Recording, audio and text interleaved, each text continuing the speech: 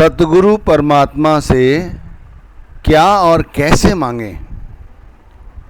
वैसे हर वक्त हम कुछ ना कुछ मांगते ही रहते हैं, चाहे वो परमात्मा से हो, चाहे वो सतगुरु से हो, चाहे अन्य लोगों से, क्योंकि हाथ फैलाना हमने बचपन से ही सीखा है। हम हमेशा ही कुछ ना कुछ मांगते रहते हैं, देने के विषय में कुछ नहीं सोचते। और यदि इसी तरह हम दुनियावी माया ही परमात्मा से या सतगुरु से मांगते रहे तो हमारा कुछ बनेगा भी नहीं। एक दफ़ा का जिक्र है कि महाराज विष्णु और लक्ष्मी जी इंद्रदेव के दरबार में गए, तो इंद्रदेव ने उनकी बड़ी खातिर की। उनकी खातिर से महाराज विष्णु प्रसन्न हुए और उन्होंने कहा कि भाई इंद्र, तुम कुछ मांगना चाहते हो तो मांग लो। तो इंद्र ने कहा, यदि आप मुझे कुछ देना ही चाहते हैं तो ऐसा करें, मुझे एक सुंदर सी स्त्री प्रदान करें। महाराज विष्णु ने उसी समय उसके सामने बहुत सारी स्त्रियां खड़ी कर दी अपनी शक्ति से और कहा कि जो तुम्हें अच्छी लगे वो ले लो। इंद्र ने सबसे पहले जिस स्त्री को देखा और उसी पे लालायित हो गया और कहने लगा, मुझे यही स्त्री दे दो। विष्णु भगवान कहने लगे, भाई तुम और भी स्त्रियां हैं, इन्हें भी देख लो, जल्दी क्यों करते हो? लेकिन वो कहने लगा, नहीं, मैं तो महाराज इससे ही संतुष्ट हूं। और कहने के बाद विष्णु जी ने उसे वो स्त्री दे दी जिसका नाम उर्वशी हुआ। कहते हैं कुछ समय बाद वो उर्वशी के साथ गुरु बृहस्पति देव महाराज जी के यहाँ पहुंचे। जब गुरु ने देखा इंद्र के साथ एक स्त्री को तो पूछा कि ये कौन है? तो कहने लगे, महाराज या गुरुदेव, ये उर्वशी है और इसे विष्णु जी ने मुझे प्रदान किया है। उन्होंने कहा कैसे? कि उन्होंने मुझसे कहा कोई वर मांग लो। वो मेरी सेवा से अति प्रसन्न थे तो मैंने उनसे ये स्त्री मांग ली। तो गुरु बृहस्पति देव जी अपने माथे पर हाथ मार के ये कहने लगे, अरे भागे, तूने मांगा भी तो क्या मांगा? अरे तुझे मांगना ही था तो कुछ ऐसा मांगता जिससे तेरा सदा के लिए कल्याण हो जाता। बताओ, परमात्मा स्वयं तुझसे कुछ मांगने के लिए कहते हैं और तू क्या मांगता है? और तूने क्या मांगा? भाई हमारे साथ भी ऐसा ही तो होता है कि हमारे जो सतगुरु हैं या हमारे जो इष्ट हैं वो हमसे कहते हैं कि कुछ मांग लो, तो हम उनसे क्या मांगते हैं? हम उनसे यही मांगते हैं, ये दुनियावी धन दौलत, दुनियावी रिश्ते नाते।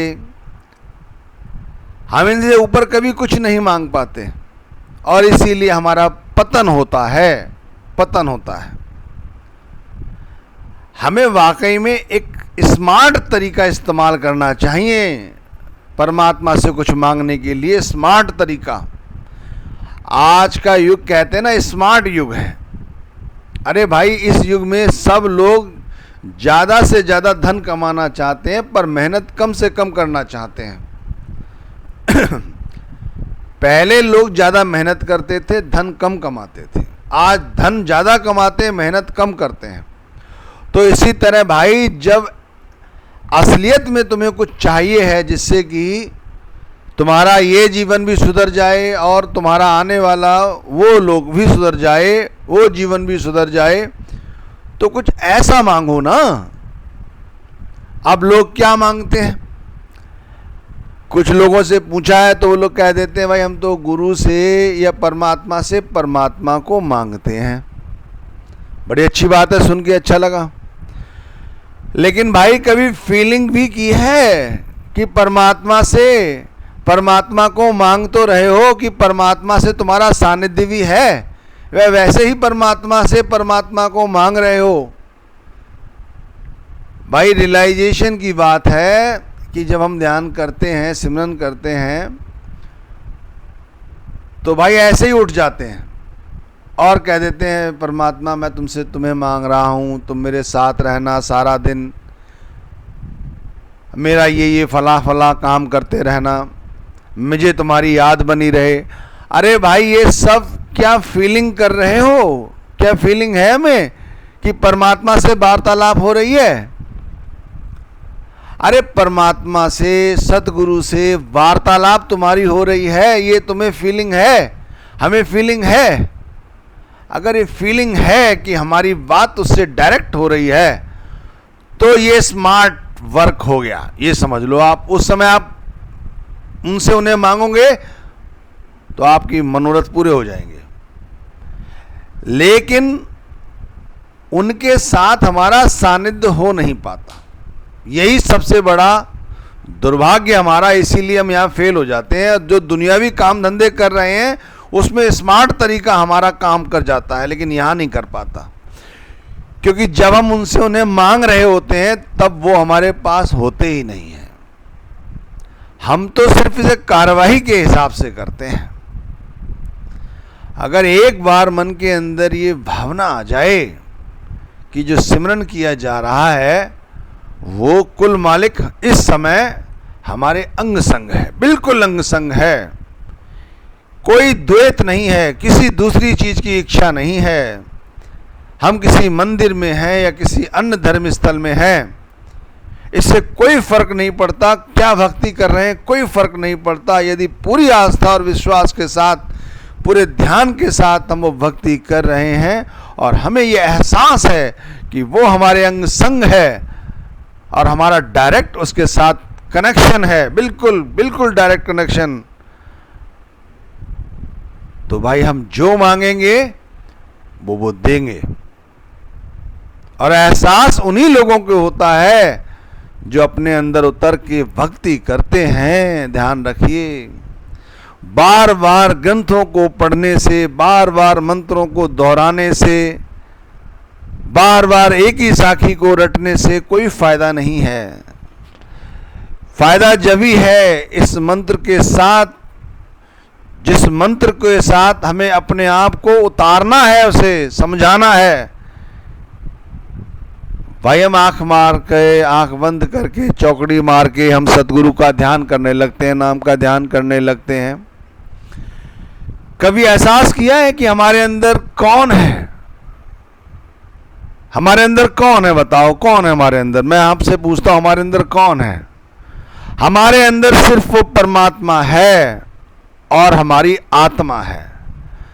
हमारी आत्मा का ये शरीर वस्त्र है। इसी तरह ये समस्त जीवात्माएं जो दिख रही हैं संसार में, चाहे वो मनुष्य हैं, पशु हैं, पक्षी हैं, जीव जंतु हैं, अन्य सब हैं, सिर्फ प्राकृतिक तत्वों को छोड़कर समस्त चीजों पर परमात्मा का आधिपत्य है। यानी परमात्मा सब में मौजूद है और इसी शरीर में हमारी आत्मा भी मौजूद है और ये शरीर का वस्त्र है। और इसी वस्त्र की पूर्ति करने के विषय में हम उस परमात्मा से मांगते हैं, कभी बच्चों के लिए, कभी और किसी चीज के लिए, कभी इस चीज के लिए, कभी अपनी आत्मा के लिए नहीं मांगते। आंखें बंद करी तब भी ये शरीर और रिश्ते नाते ही नजर आते हैं, आत्मा नजर नहीं आती जो आत्मा नजर आनी चाहिए। जिनको अपने अंदर बैठकर अपने सतगुरु का नाम और अपनी आत्मा को देखते हुए जो परमात्मा से या अपने सतगुरु से सिर्फ सतगुरु को मांगता है कि यह दाता, ये शरीर तो नश्वर है, ये रिश्ते नाते तो यहीं के यहीं रह जाएंगे, मैं सारा दिन कुछ भी इकट्ठा करूं मेरे कोई लेखे में नहीं लिखा जाएगा।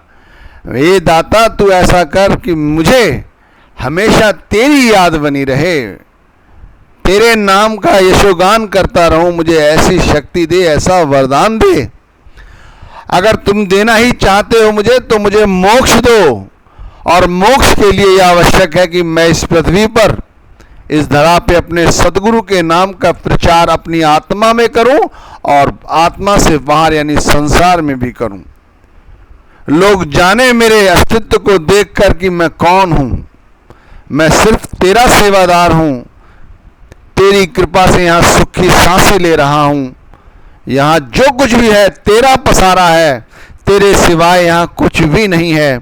सारी जगत माया है, मोह है, मिथ्या है, ये हम सब जानते हैं, लेकिन फिर भी ऐसी योग निंद्रा में हम फंसे हैं, इसी फंसे हैं कि हम सच नहीं समझ पाते। दाता तू हम पे दया कर, हम पे दया कर और हमारी भक्ति को स्वीकार कर।